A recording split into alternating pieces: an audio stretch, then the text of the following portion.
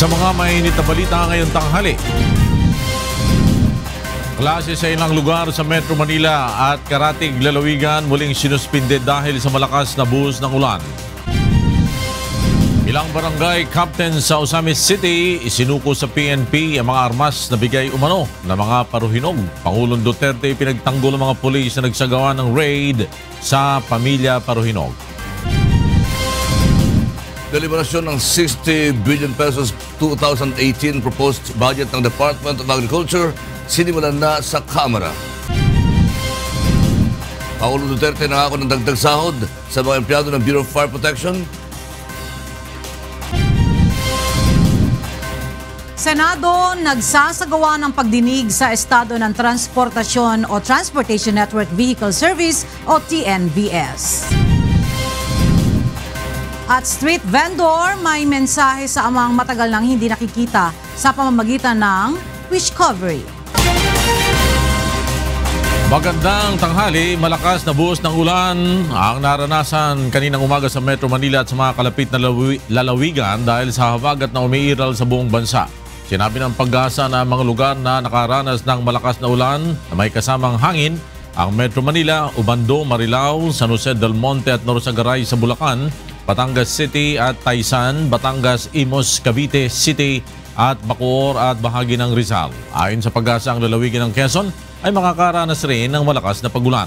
Una nang nagtaas ng yellow rainfall warning ang Pag-asa sa Zambales at Bataan. Pinayuhan ng Pag-asa ang publiko na mag-ingat sa mga flash floods sa nailudulot ng malakas na ulan sa mga mabababang lugar. Ayon sa Pag-asa, mahina hanggang sa katamtamang pagulan at bugso ng malakas na buhos ng ulan at malakas na hangin ang mararanasan sa Metro Manila, Visayas, Ilocos, Cordillera, Central Luzon, Calabarzon, Mimaropa, Bicol, Caraga, Northern Mindanao, Davao at Zamboanga Peninsula.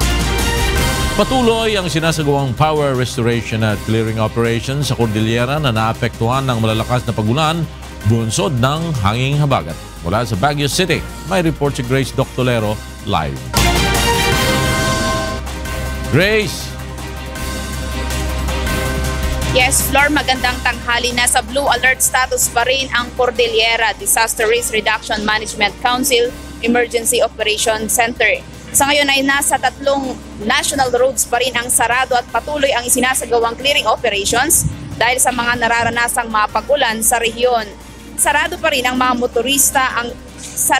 sa mga motorista ang Junction, Talubin, Barlig, Natunin, Paracelis, Calacad Road, Tapuk, Banawe Road at Banawe, Mayuyaw, Aguinaldo, Alfonso Lista, Isabela boundary. 1 lane passable naman ang Kiangan, Tinok, Bugyas boundary road. Bukas pa rin ang mga major roads paakyat ng Baguio City.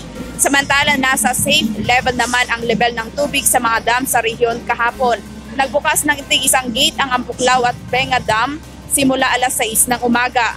Sa ngayon, ang Ampuklaw Dam ay nasa 751.03 meters. Ang Binga Dam nasa 574.68 meters. Samantala, patuloy naman ang power restoration sa rehiyon. Sa Baguio City, nasa 94% of barangays na ang naibalik ang supply ng kuryente. 92% of barangays naman sa lalawigan ng Benguet at 96% naman ang power restored sa lalawigan ng Abra. Ayan muna ang update live mula dito sa Baguio City. Balik sa'yo, Flor. Grace Doctolero, nagulat mula sa Baguio City. Ipinahayag ng Philippine National Police o PNP na may tuturing na loose firearms sa mga baril na nakuha sa bahay ng mga paruhinog sa Ozamis City. Mula sa Camp Crame, may report si Mon Hoxon live. Yes, Mon. Magandang tanghali, Floor. Naniniwala ang PNP Firearms and Explosives Office na may tuturing na hindi lisensyado o mga loose firearms itong mga armas sa pagmamay-ari ng pamilya Paruhinog na nakuha ng isagawa ang raid dyan sa bahay nila sa Ozamis City. Ang katunayan, matagal na palang ipinasurrender o pinatanggalan ng lisensya ni Pangulong Duterte ang mga baril o mga armas ng mga pangalan o nasa listahan ng mga narco-politicians na ina-announce ni Pangulong Duterte noong nakaraang taon.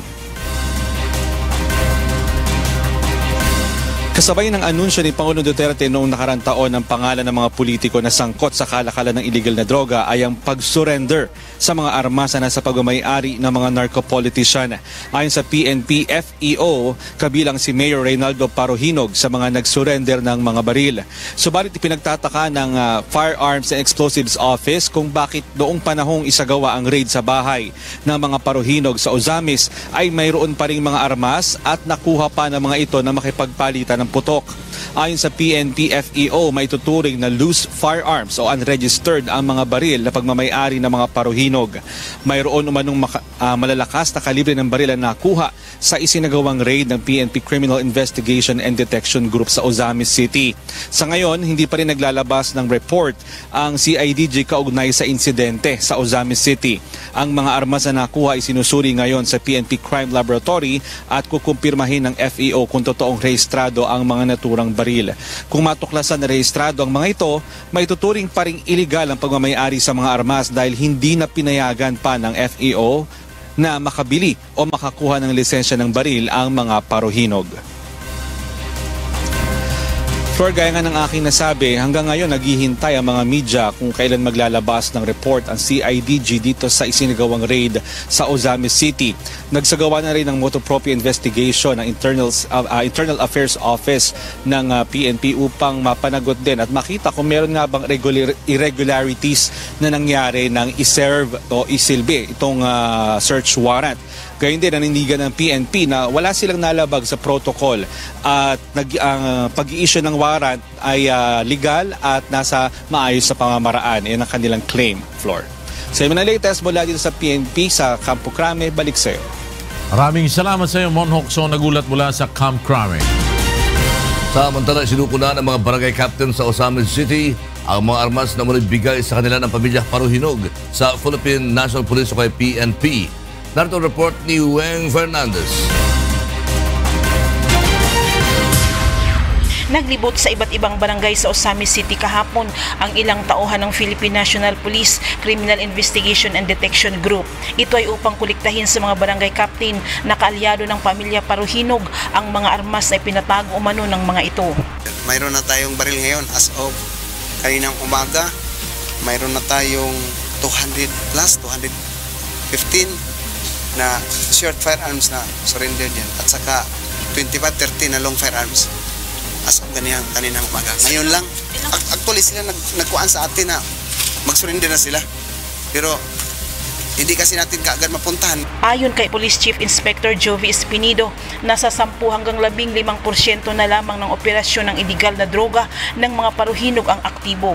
Bukod sa illegal na drug trade, pinasok din ng mga ito ang robbery at kidnap for ransom. Kidnap for ransom? Sabi yun. Kidnap for ransom, yung budol-budol, acetylene gang. Pagkatapos dito ang training place. Organized talaga yung grupo. Sa ngayon, patuloy na pinaghahanap ng Ozamis Police si Councilor Ricardo Paruhinog, ang kapatid ng napaslang na si Mayor Reynaldo Paruhinog Sr. Isa ito sa mga target ng operasyon ng PNP-CIDG noong linggo ng umaga. Kung totoo na hindi sila wala sa kasalanan, magpunta sila dito sa istasyon para mamatay. Yung mapag-usapan kung... Weng Fernandez, UNTV News and Rescue, Ozamis City. Ipinagtanggol ni Pangulong Rodrigo Duterte ang police operation laban kay Ozamis City Mayor Reynaldo Paruhinog Sr. Narito ang report ni Mirasol Abugadin. Nagsalita na si Pangulong Rodrigo Duterte hinggil sa kontrobersyal na raid ng mga tauhan ng PNP-CIDG sa tirahan ni Ozamis City Mayor Reynaldo Paruhinog Sr. kung saan napaslang ang local chief executive at 15 iba pa. Ayon sa Pangulo, siya ang may utos nito. Yung sabi, preferably on raid night. But kung ang operation ng Shabu is not carried on during daytime because there is light, the police can go there anytime convenient for them to arrest. And I will stand by the police there. I will answer for it. I will say I ordered it. Bakit yun ang police? Dagdag pa nito, mas gugustuhin niyang makitang mamatay ang mga kriminal kaysa sa mga pulis na may mga pamilya rin. The police and the military should make sure that their enemies are dead. Otherwise, if the other guy can still pull the trigger, you will end up with a dead police or a dead military soldier. Ayon pa sa Pangulo, ilang ulit na siyang nagbabala sa mga alkalde na tigilan na ang illegal drugs trade noong una pa man. Samantala, hindi naman napigilan ng punong ehekutibo na tumugon sa naging pahayag ni dating Pangulong Benigno Aquino III na tila wala umanong nangyayari sa kanyang anti-drug war. Kasi sabi niya walang nangyari sa campaign. Opo.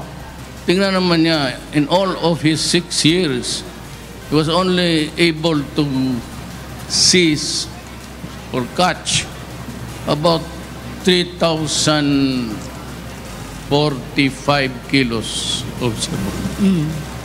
Ako, dito ngayon sa akin, this 1 year, I have already seized about 2,000, nearing 3,000 sa entire 6 years niya.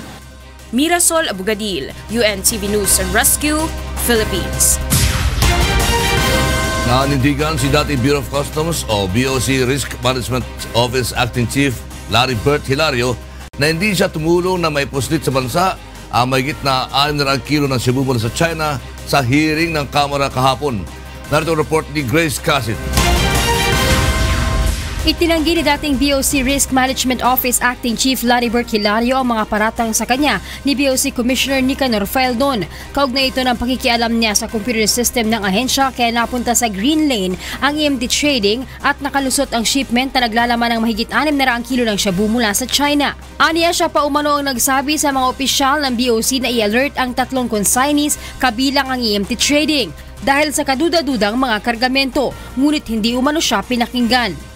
Napansin po namin na halos identical ang amount, 40,000 pesos bawat entry ang pangalan ng EMT Trading.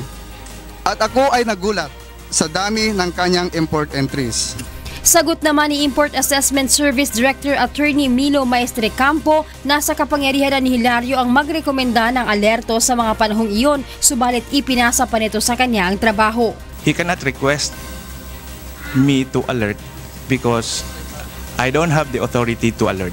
If he have seen a red flag, command center has the power to alert. Ang EMT Trading na pagmamayari ni Aaron Maytatad ay naka-accredit lamang sa BOC noong March 3, 2017 at agad nang nilagay sa green lane ng BOC. Grace Casit, UNTV News and Rescue, House of Representatives.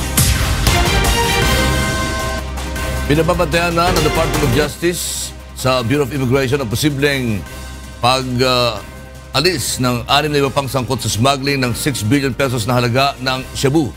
Isang Immigration Lookout Bulletin Order ang nilabas ng DOJ laban kina former Customs Risk Management Office Chief Larry Bert Hilario, customs broker na si Mark Ruben Taguba, Richard Tan na may-ari ng warehouse kung saan nasamsam ang illegal na droga, middleman nito na si Kenneth Dong at consignee ng illegal na droga na si Fidel Lee at ang 2 Taiwanese na umupa sa warehouse. Hiniling ng Senate Blue Ribbon Committee Chair Richard Gordon na bantayang maigi ang mga ito para hindi makalabas ng bansa. Ipinahayag ni Customs Commissioner Nicanor Faeldon na hindi ito magpapa-impluwensya sa mga politiko na magrerekomenda na i-promote o ilipat ng assignment ng isang empleyado ng ahensya. Narito ang report ni June Sorial. Isang magiting na sundalo na may pinakamataas na ranggo sa Commander-in-Chief lang nakikinig ng mando. Ganito ang tila nais ipahiwatig ng dating Marines na si Customs Chief Nicanor Faeldon. Marching order ng Presidente kahit piso, no tolerance to corruption tayo. Sensya na kayo. Dismayado rin si Commissioner Faeldon dahil sa panghihimasok umano ng mga politiko sa promotion at assignment ng mga empleyado ng Bureau of Customs. Shame on you. No, this is not your property. This is not mine. This is the country's Bureau of Customs. This is the Filipino People's Bureau of Customs. So, pati yung assignment, ituturo pa sa'yo, dito mo yan lagay, ha? How will I allow that? Panawagan ni Captain Faeldon sa Kongreso na gumawa ng batas na nagbabawal sa mga opisyal ng pamahalaan na makialam sa pamamahala sa pagrerekomenda sa mga tauhan ng kawanihan ng adwana sa bansa. Let's leave to the President the power to recommend. Anyway, it's the President who has the power to appoint. See? Kaya masama pa, kung hindi mo pagbigyan, magagalit pa sa'yo, personalin ka pa. Kalokohan yan. Bakit? Hindi naman niya sinusunod yung recommendation, ha? Paano magsisimulang korupsyon doon sa mga empleyado ng customs? Kung patakbuhin nila ng mausa yung customs, maski sino i-recommend yan, edi alisin nila. Jun Suriao, UNTV News and Rescue, Manila. Kasalukuyang nagsasagawa ng pagdinigan Senado sa kalagayan o estado ng ride-sharing services sa bansa. Nasa telepono si Nel Maribohok para sa detalye ng ulat. Yes, Nel? Ayun, nagharap ngayon sa pagdinig ng Senate Committee on Public Services sa mga kumpanyang Uber at Grab, maging ang Philippine Taxi Operators Association. Ang pagdinig ng Senado ay may kaugnayan sa usapin ng pagkakaroon ng regulasyon sa TNBS. Ipinirisin pa ni Land Transportation Franchising and Regulatory Board member Attorney Aileen Lisada ang mga usapin na nais nilang maresolba na nangangailangan rin ng pagpapasa ng mga batas o pagbubuo ng polisiya upang maresolba ang usapin ng TNBS. Ayon sa LTFRB, mula July 1 hanggang 18, mayroong kabuang unregulated 105,283 na common carrier ng TNBS. Nais ng LTFRB na magkaroon ng definisyon ng tinatawag na ride-sharing. Ang issue ng part-time at full-time ng TNBS sa kalsada, ang pananagutan ng TNBS tulad ng mga reklamo ng mga tumatangkilik dito. Gusto rin malinawan ng LTFRB kung ano ang estado ng TNBS kung for hire o private. Magkaroon ng sticker o maayos na pagkakakilanlan ang TNBS. Ang plate number nito kung private o for hire, ang pataw na buwis sa mga kumpanya nito. At ang issue sa paggamit ng isang private vehicles para sa isang public service. Dumipensa naman ng Uber at Grab sa ilang usapin na ito. Ayon kay Attorney Yves Gonzalez ng head ng public policy ng Uber, ang tamang regulasyon lamang para sa kanila ang hinihingi rin nila. Tinutugunan rin anya nila ang anumang mga reklamo ng mga pasahero na nakakarating sa kanila. Ang Taxi Operators Association naman ay humihiling na magkaroon naman ng patas na trato. Ayon kay Attorney Bong Suntay, ang taxi ay may regulasyon samantalang ang TNBS ay walang malinaw na pamantayan. Sa kasalukuyan ay patuloy pa rin ang isinasagawang pagdinig ng Senado kaugnay nga dito sa usapin ng TNBS. Yan muna ang ating update, Ella. Maraming salamat, Nel Maribohok, live mula sa Senado. Nanganganib na masuspinde o makansela ang accreditation ng Uber dahil sa mga paglabag sa regulasyon ng Land Transportation Franchising and Regulatory Board o LTFRB. Narito po ang report ni Joan Nano. Ipinatawag kahapon ng Land Transportation Franchising and Regulatory Board ang mga kinatawan ng Uber upang ipaliwanag kung bakit patuloy pa rin ito sa pagtanggap at pag-activate ng mga bagong aplikasyon ng mga transport network vehicle. July 26 nang ipag-utos ng LTFRB sa mga TNC na itigil muna ng mga ito ang lahat ng accreditation at activation process sa mga bagong TNVS. Ayon sa kampo ng Uber, hindi umano naging malinaw sa kanila ang order ng LTFRB, kaya't patuloy silang tumatanggap ng mga bagong aplikasyon ngunit hindi naman nila ito inactivate. We're not into a fight here. We're trying to fix the mess that you have created. So please, do not continue to defy. Bunsod nito, nanganganib ngayon na makansela o masuspindi ang accreditation ng kumpanya o posible rin silang patawan ng multa depende sa magiging hatol ng LTFRB. Kami yung nalalagay sa alanganin sa ginagawa ninyo. We're the ones receiving the letters of those who made loans in the banks. On our end, we have to troubleshoot for you. Kayo dapat yung sinusulatan, hindi kami. We did not put the TNBS in this situation. It's you. Submitted for resolution na ang kaso at inatasan na rin ng LTFRB ang Uber na magsumiti ng explanation letter kung ano ang definisyon nila sa accreditation, activation at inactive drivers. Kinakailangan masumiti ito sa loob ng susunod na 5 araw. Joan Nano, UNTV News and Rescue, Quezon City. Sinimulan na sa mababang kapulungan ng Kongreso na talakayin ang 60 billion pesos sa taong 2018 proposed budget ng Department of Agriculture. Nasa telepono si Grace Casin para sa detalye ng ulat. Grace?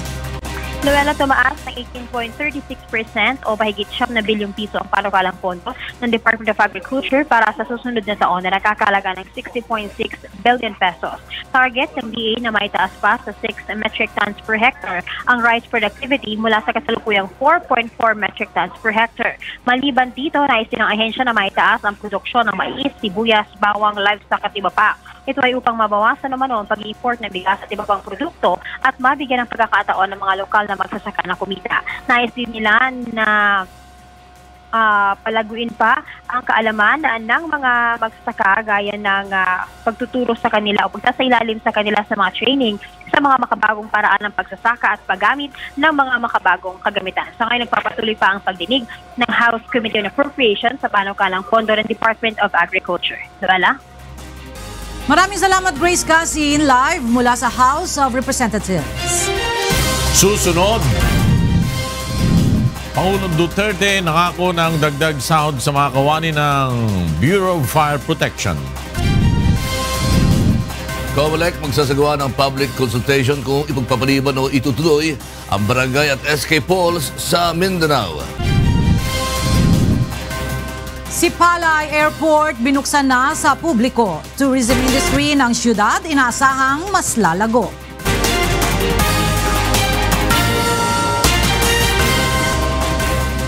Tiniyak ni Pangulong Rodrigo Duterte na walang korupsyon sa Bureau of Fire Protection sa ilalim ng kanyang administrasyon. Sinabi rin ng Pangulo na ngayong taon makakaasa ng increase sa sweldo ang mga bumbero. Narito ang report ni Victor Cosare. All those connected, those in government especially connected in the protection of lives and property. Pare-pareho, you are no less important than the other. Ito ang naging pahayag ni Pangulong Rodrigo Duterte sa kanyang talumpati sa ika-26 na anibersaryo ng Bureau of Fire Protection kagabi. Bilang bahagi ng selebrasyon, pinarangalan ng ahensya ang mga kawani at istasyon ng BFP na nagpamalas ng katangi-taging serbisyo sa loob ng isang taon. Sa pahayag ng Pangulo, sinabi niyang titiyakin itong walang magiging korupsyon sa hanay ng Bureau of Fire. Ayon sa Pangulo, kabilang sa mga ahensyang prioridad niya ang BFP. Anyway, I said, there will be no corruption. I can assure you that everything that you need will be provided, that everything that you need would be useful. Ipinangako naman ng Pangulo na madaragdagan ang sahod na natatanggap ng mga kawani ng ahensya ngayong taon. You can be very sure, as I have promised also the soldiers and the police, that you will have the priority in spending. Kaya yung mga sweldo ninyo lumaki na. Posible ring pagkalooban niya ng armas ang BFP gaya ng mga sundalo at pulis. Karagdagang libreng armas mula sa China ang darating sa Setyembre.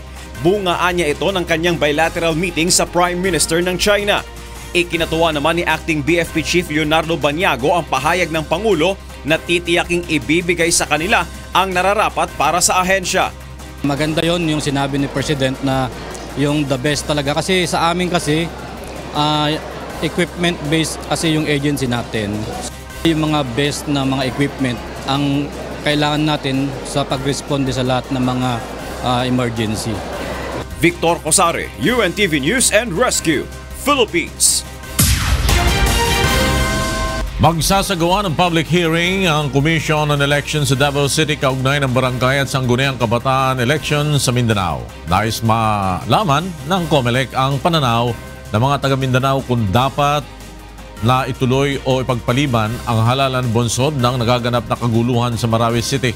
Nanawagan rin ng COMELEC sa publiko na magsumite ng kanilang position papers sa COMELEC Region 11 Office bago o sa mismong araw ng pagdinig. Isasagawa ang public hearing sa August 15 sa Marco Polo Hotel, Davao City, alas 2 ng hapon. Ipatutupad na ang full implementation ng Philippine Competition Act sa August 9 na magpapataw na mabigat na parusa sa mga mapapatunayang sangkot sa kartel ng alinmang produkto. Narito ang report ni Roderick Mendoza. Kabilang na ang maliligayang araw ng mga kartel at nagsasabwatang negosyo sa puspusang implementasyon ng Philippine Competition Act simula 9 ng Agosto. Matatapos na ngayong Martes ang 2 taong pataan sa mga negosyo na ituwid ang maling mga gawain gaya ng pagdidikta ng presyo. Sa ilalim ng bagong batas, maaaring makulong ng hanggang 7 taon at pagmultahin ng hanggang 250 million pesos ang mapatutunayang sangkot sa kartel. Iniimbestigahan na ng Philippine Competition Commission ang kartel ng bawang dahil sa hiling ni Senador Cynthia Villar makaraang lumabas sa pagdinig ng Senado na muli itong nagbabalik. Meron po tayong mga rules and procedures. Kailangan po natin daanan po yun. But then we will definitely have some action on this soon. May hiwalay na investigasyon din sa mga negosyante na posibleng sangkot naman sa kartel ng semento. Sinisilip na rin ang pagbili ng Japanese firm na JT International sa Mighty Corporation. Kailangan kasing aprubahan ng komisyon ang pagsasanib o pagbili sa isang kumpanya kapag lagpas na sa 1 bilyong piso ang halaga ng kontrata. Ni-notify na sa komisyon yung kanilang transaction. So, yun naman ang nakasaad sa batas, ano? Kailangan nilang i-notify kasi malaki yung amount na involved. And syempre, bago naming simulan yung review, kailangan kumpleto yung dokumento. Di ba? Kasi hindi mo marireview kung hindi kumpleto yung dokumento.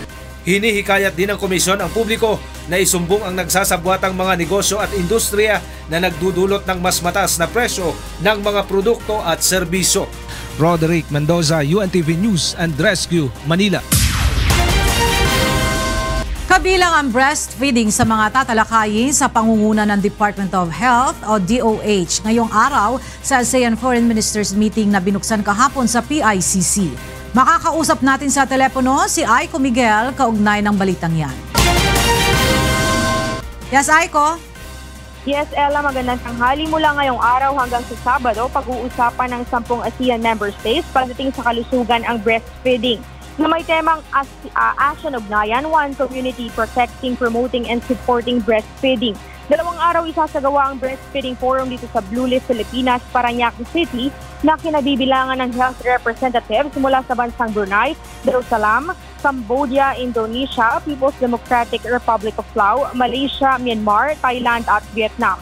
Sa pagbubukas nito ngayong araw, ipinahayag ni Health Secretary Pauline Opial na mula 2013 na 49% naging 77% ng taong 2015 ang bilang ng mga Pilipinang nanay na sumusuporta sa breastfeeding o ang pagpapasuso mula pagkapanganak hanggang 6 na buwan at ang iba hanggang sa 2 taong gulang ang kanilang mga anak. Nais na maisulong ito ng DOH sa bansa hanggang sa hindi na kailangan pang gumamit ng formula milk ang mga nanay.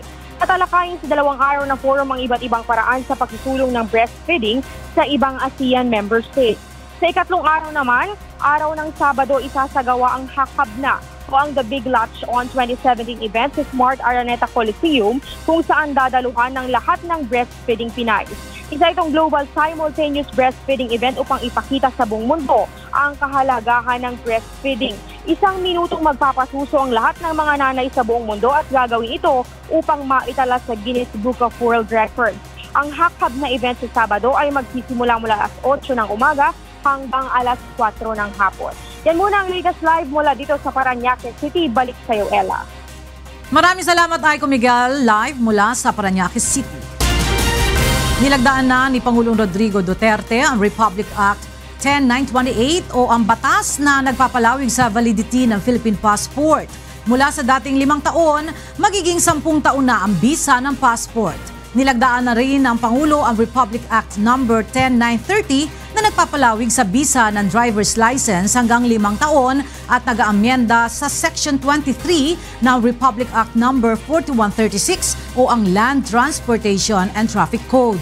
Ang DFA ang bubuo ng implementing rules and regulations para sa extension ng passport validity, samantalang ang DOTR naman sa tulong ng iba pang ahensya para sa extension ng driver's license validity.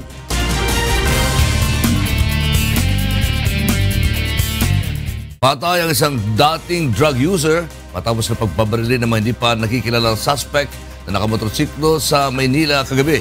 Narito ang ulat ni Asher Cadapan Jr. Dead on the spot si Venger Baroga, 24 anyos, matapos pagbabarili ng 4 na suspect sa Summer Street, Sampaloc, Maynila, pasado alas 7 kagabi. Nakatambay lang umano si Venger kasama ang 3 pa pagkatapos nitong ayusin ang motorsiklo ng isang kaibigan. Magkasunod na dumaan ang mga suspect sakay ng 2 motorsiklo at binaril ng 4 na beses ang biktima ng isa sa mga ito. Agad na bumulagta si Venger habang nagpulasan ng mga kasama nito kasabay ng pagtakas ng mga suspect. Ayon sa kinakasama ng biktima na tumanggi ng humarap sa kamera, wala itong nalalamang motibo ng pamamaril kay Venger. Hindi rin umano ito naiimbitahan sa Oplan Tokhang bagaman dati itong gumagamit ng shabu. Patuloy pang iniimbestigahan ng mga otoridad ang insidente. Asher Cadapan Jr., UNTV News and Rescue, Maynila. Arestado naman ang isang lalaki na nang-agaw ng bisikleta ng isang bata sa Valenzuela City. Narito ang ulat ni Renante Ponte. Kalaboso ang 40 anyos na si Joel Austria dahil sa pagnanakaw sa barangay Bignay, Valenzuela City, pasado alas 8 kagabi. Ayon sa inisyal na ulat, pauwi na ang isang batang babae nang harangin ng sospek at agawin ang kanyang bisikleta. Ngunit hindi pa nakakalayo si Austria ay sumigaw at humingi na ng tulong ang bata. Agad na nakatawag ito ng pansin ng mga bystander na mabilis na hinarang ang sospek at binugbog. Depensa naman ng lalaki, matindi lang ang kanyang pangangailangan kaya nagawa ang krimen.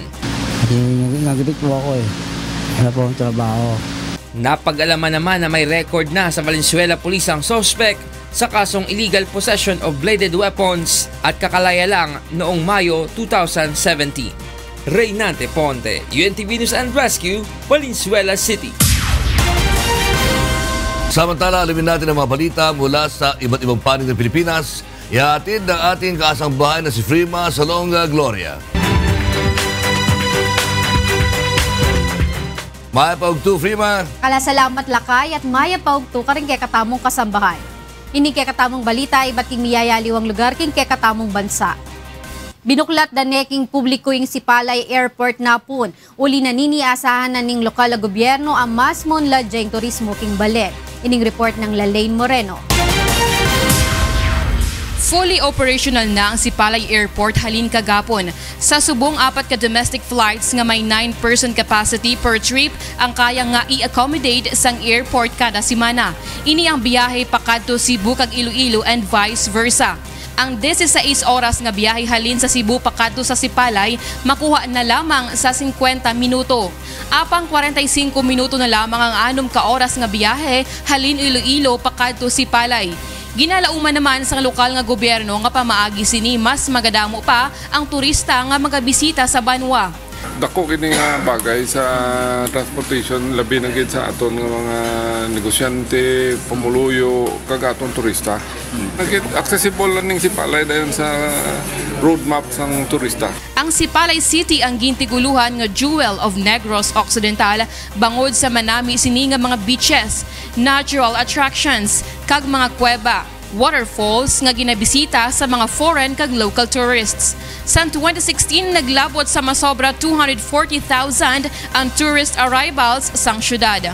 Lalaine Moreno, UNTV News and Rescue, Negros Occidental.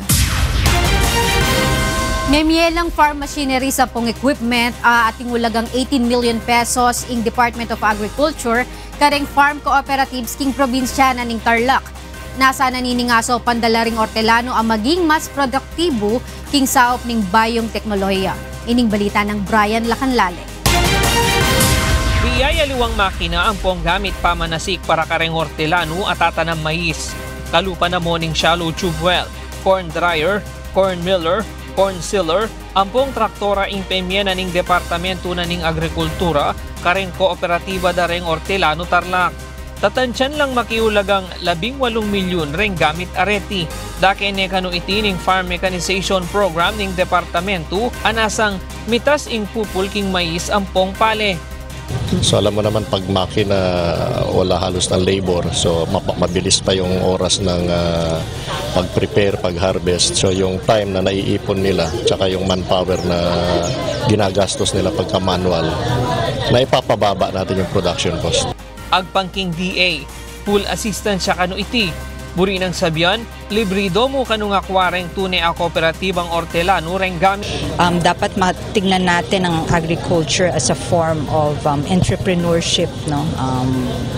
Hindi lang yung talagang labor in the field, no, na makita, and we're doing everything na ma-improve pa yung farm to market facilities natin. Malaki dahil problema namin sa amin yung traktora. Nagpapatraktora kami sa aming mga bukid sa private. Mahal, ini-schedule pa kami. Tirwana na naman ng DA ring talapakinabang king gustong pamangamit karing makina bang apakinabangan dong masalese.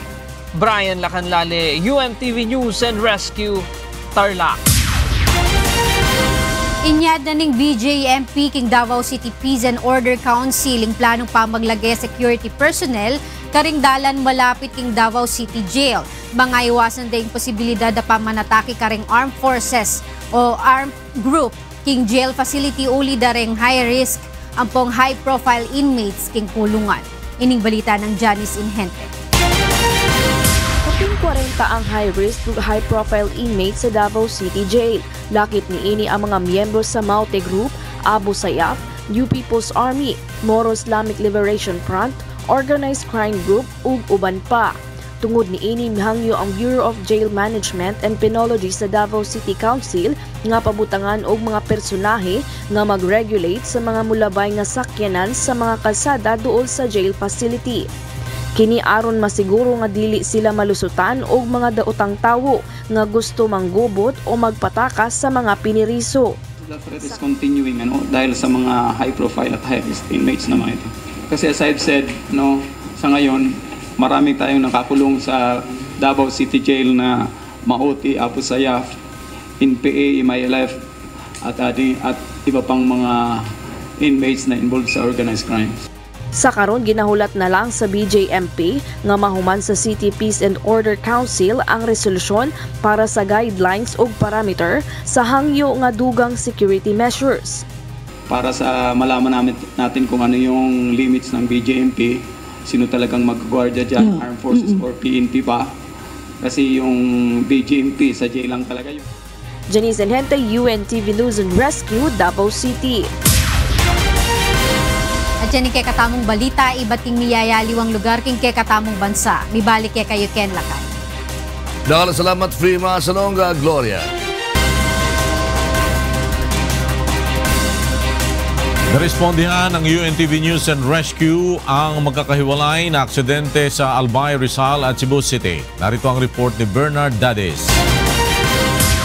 Nagtamo ng mga gasgas sa iba't ibang bahagi ng katawan at natanggalan pa ng 2 ngipin ang 5 buwang buntis na si Lovely Alfante matapos maaksidente ang sinasakyang motorsiklo kagabi. Papasok na sana sa trabaho si Alfante habang nakaangkas sa motorsiklo na minamaneho ni Eljon Trosorio nang biglang may tumawid na aso at nasagasaan nila ito habang binabagtas ang Katipunan Street, Barangay Labangon, Cebu City. Agad nilapatan ng first aid ng UNTV News and Rescue Team si Alfante at saka inihatid sa Cebu City Medical Center. Ang Cebu City Rescue naman ang tumulong kay Eljon at dinala sa Vicente Soto Memorial Medical Center. Namamaga naman ang ilalim na bahagi ng mata at nagtamo ng mga sugat sa kamay ang 36 anyos na truck driver na si Alfonso Banaobra nang datna ng UNTV News and Rescue Team. Nakabangga ni Alfonso ang SUV sa Sumulong Highway, Antipolo City kaninang madaling araw. Matapos lapatan ng first aid ay dinala na ng UNTV Rescue si Alfonso sa Mang Rodriguez Hospital sa Marikina City. Tinulungan naman ng UNTV News and Rescue Team ang motorcycle rider na si Mark Eric Marco matapos makabangga ng tumatawid na pedestrian sa Rizal Avenue, Legazpi City, Albay kaninang alas 12 ng hating gabi. Kaagad na nilapatan ng pangunang lunas ng UNTV Rescue ang 19 anyos na si Mark na nagtamo ng mga sugat sa tuhod, tagiliran at siko na tumanggi ng magpahatid sa ospital. Ang 18 anyos naman na si Sandy Estipuna na nasagasaan ni Mark ay nauna nang isinugod ng mga nakakita sa aksidente dahil sa tinamong pinsala sa ulo. Bernard Dades, UNTV News and Rescue, Philippines. Bukod sa pagpapakita ng talento, nais rin ng isang street vendor na magbigay ng mensahe sa kanyang ama na matagal na niyang hindi nakikita sa tulong na pagsali sa Wish Recovery. Narito ang report ni Leslie Longbowen. Isa sa mga nakipagtiyagang pumila sa Wishcovery audition sa Cebu City ay ang 24-year-old na si Noel Abella. Nag-break muna sandali si Noel sa kanyang trabaho para makasali sa kompetisyon.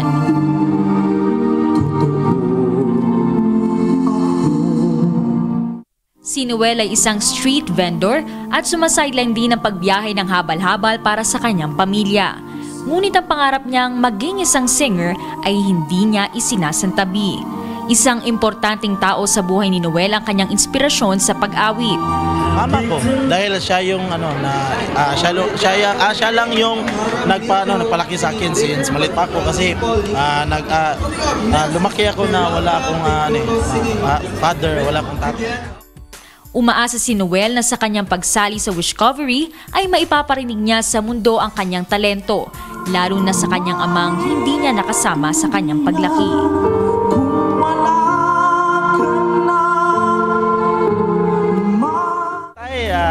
Sana proud ka, tsaka kung saan ka man ngayon, masaya ka sana at huwag mong kalimutan na yung iniwan mo ngayon, malaki na at tsaka sumasali ng mga audition na ganito. Ano man ang mangyari, desidido pa rin si Noel na magpapatuloy sa pag-awit para sa kanyang pangarap at para sa pamilya. Leslie Lomboen, UNTV News and Rescue, Cebu City. At yan ang mga balitang aming tinutukan at inaksyonan. Dahil sa aming pagbabalita, una ang pagkalinga sa kapwa. UNTVC News, may balita sa panig ng daigdig. Magandang tanghali. God bless.